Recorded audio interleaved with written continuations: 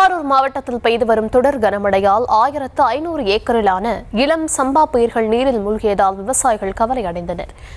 விவரங்களை தர இருக்கிறார் செய்தியாளர் நேசராஜன். விவரங்கள்.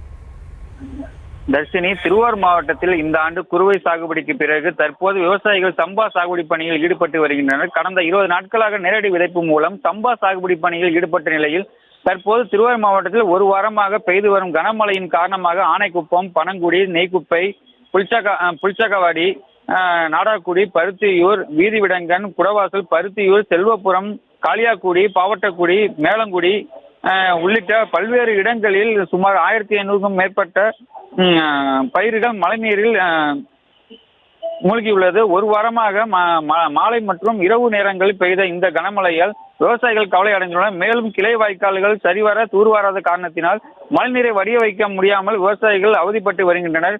உடனடியாக கிளை வாய்க்கால்களை தூர்வாரி தர வேண்டும் என விவசாயிகள் கோரிக்கை வைக்கின்றனர்.